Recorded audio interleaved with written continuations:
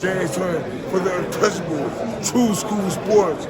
Let's go, baby. Bow! Be careful what you wish for because it can become a reality. Yeah. All right, so I'm getting my day started bright and early. Heading to the dentist to take care of the world's greatest toothache I got. So gotta make sure I take care of this $1 million mouthpiece. Otherwise, ain't gonna be no damn boxing videos. But listen, man, while I'm walking to the dentist, I wanted to come talk about this because I felt like this is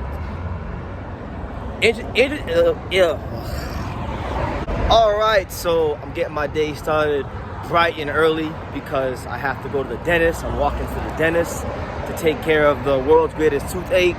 It's ridiculously sharp pain, and I gotta make sure that I take care of this $1 million mouthpiece, take care of this grill, because otherwise there ain't gonna be no damn boxing videos. But listen, while I'm walking to the dentist, all right, while I'm on my way there, because it ain't too far away, I wanted to speak about something very interesting that I saw yesterday, and it was the odds. You know, I'm not like a betting guy, but you know, I do from time to time go peek at the odds to see what the bettors and the odds makers think about certain fights. Now, as many of you guys know, I'm very excited about the upcoming fight between Venado Lopez and Angelo for the IBF featherweight title. I think it really has a chance to be one of the best fights of the year. Like, in the featherweight division, you know, 2024 has been the year of the featherweight division. It's the gift that keeps on giving.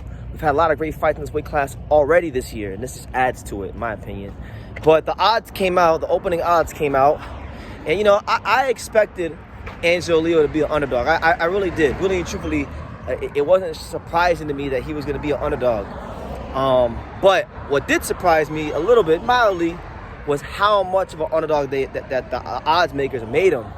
He came in, so the odds have Venado Lopez at a minus 750, meaning that he's a pretty big favorite. If in money terms, right, you'd have to bet $750 to win $100 if you bet on Venado Lopez as a favorite.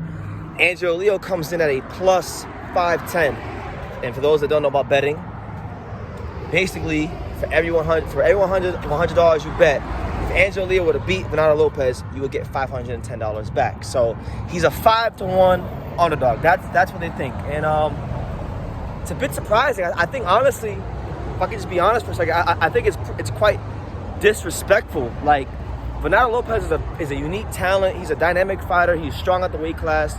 He's had 3 world title defenses.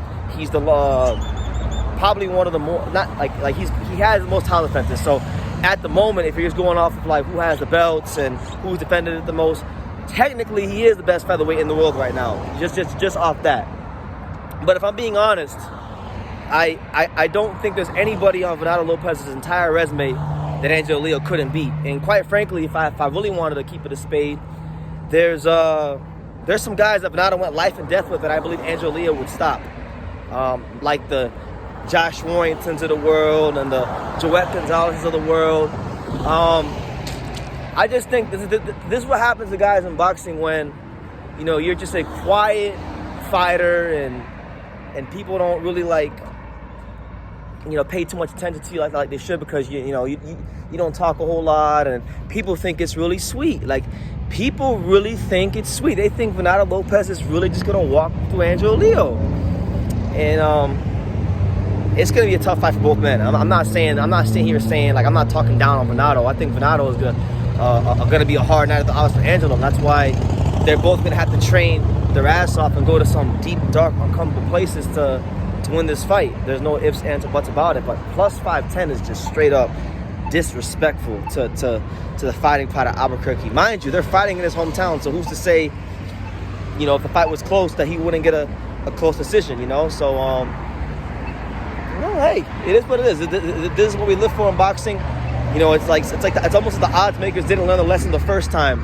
You know, when Angelo fought Jermaine Williams, I remember the odds are pretty tight for that fight. And when the odds closed, Angelo actually closed as a slight underdog. He was a plus 137 in that fight. Obviously, plus 137 and plus 510 are dramatically different. But he's already won a world title as underdog once before. So I guess he's going to have to do it again. You know, I guess they may put him in a position where he's gonna have to do it again, and we'll see how it is, man. Shout out to Venado Lopez. I don't got nothing bad to say about him. You know, I think he should be the favorite, just based off the fact that, you know, he's established himself as one of, if not the guy at featherweight right now, based on the activity and whatnot. But to disrespect the guy who's been champion, who literally his only loss, hold on, let me not get clipped on the street. His only loss is to Stephen Fulton, one of the best fighters in the world. And mind you, Stephen Fulton even said it himself when they fought, that as much as you guys want to give Brandon Figueroa credit, he said when he fought Brandon Figueroa, he went to the club and had a nice night out. But when he fought Angelo, you know, he had to go to the emergency room. He had to go to the doctor after the fight. So you've had fighters tell you guys who Angelo is. I try to tell you who he is, but it's to no avail. So let it be a plus 510, and we'll see where the chips fall. I'll see y'all August 10th. I'll continue to cover this fight more in depth. I want to do a video soon about like the rise of Venado Lopez, because I don't want to just be one side. I want to cover all aspects. We're covering all aspects of the fight, including even what the odds are. So I'm sure in another month or so, when the lines move again, I'll do another video. Maybe we'll do one in like about another month from now, and then we'll see how the odds move. But right now, as it stands, Angelo Leo opens up as a disrespectful 5-1 underdog. So I guess people really are drinking the Venado Kool-Aid. So we'll see how it goes come August 10th. But leave your comments down below. What do you guys think about the odds? Is anybody out there that thinks the odds should be wider? Let me know in the comments down below.